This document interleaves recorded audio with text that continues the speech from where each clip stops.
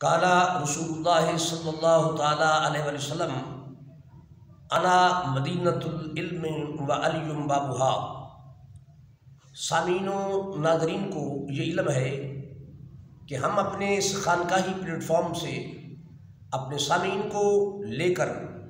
جناب سیدنا علی المرتضیٰ رضی اللہ تعالیٰ عنہ کی بارگاہ میں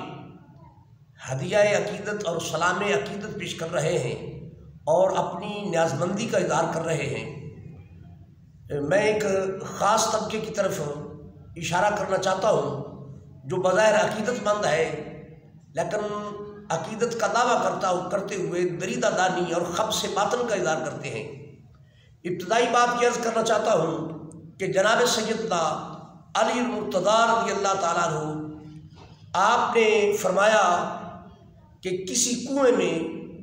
شراب کا ایک قطرہ گر جائے، پھر اس کنویں سے 80 سال تک پانی نکلتا رہے اور چلتا رہے، پھر وہ کنواں بند کر دیا جائے، اس کنویں پر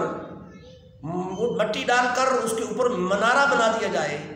میں اس مینارے پر کھڑا ہو کر اذان پڑھنے کو تیار نہیں۔ یعنی آپ شراب دوسرے لفظوں میں کہہ رہے ہیں کہ مسکر چیز، نشاور چیز سے اتنی برملا نفرت کا اظہار فرماتے ہیں کہ 80 سال کنواں چلے، اس سے پانی بھی نکل جائے اور اس سے پہلے ایک قطرہ اس کا میں شراب کا گرا ہو اور پھر وہ بند کیا جائے، اس پر مینارہ بنے، تو میں اذان پڑھنے کو تیار نہیں۔ تو آج ایک خاص طبقہ ہے جو جناب اپنے اوپر عقیدت علی رضی اللہ تعالیٰ عنہ کا وہ خول چڑھائے ہوئے ہیں، روپ بنائے ہوئے ہیں، اور وہ ایک ڈائلاگ بولتے ہیں، ایک جملہ کہتے ہیں۔ میں سمجھتا ہوں ان کا اپنی نسبت دربار علی پاک سے کرنا انتہائی قابل افسوس بات ہے، اور وہ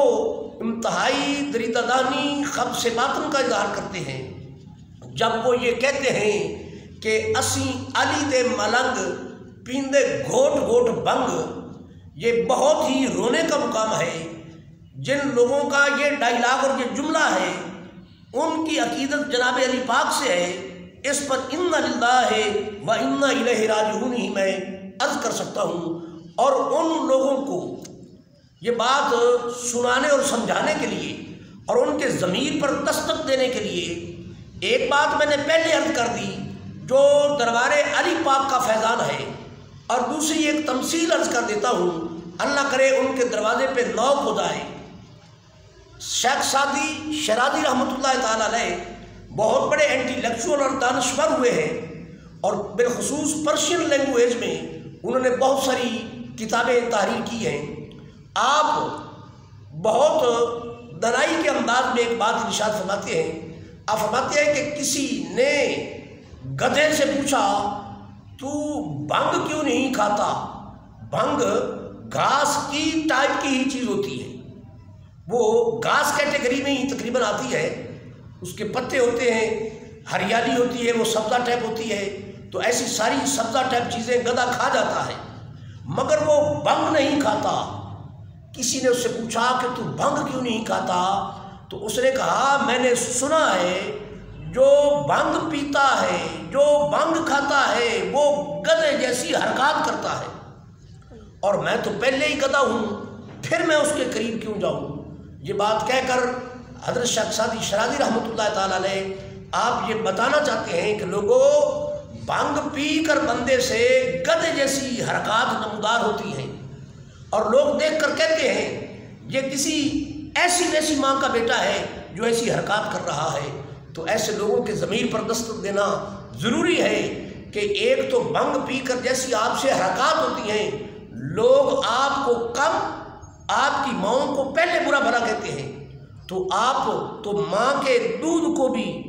لیک لگانے والے لوگ ہیں، اور جناب علی پاک کے دربار سے آپ کا دور کا بھی واسطہ نہیں ہے۔ اور بالخصوص کچھ کمینے تو ایسے ہیں جو اس کے 2.5 پتوں کی نسبت اس دربار علی سے بھی کر دیتے ہیں۔ بار دیگر انا للہ و انا الیہ راجعون۔ اللہ پاک ہمیں جناب سیدنا علی المرتضیٰ رضی اللہ تعالیٰ کے دربار کا علمی اور روحانی جو فیض ہے اس کی خیرات نصیب فرمائے۔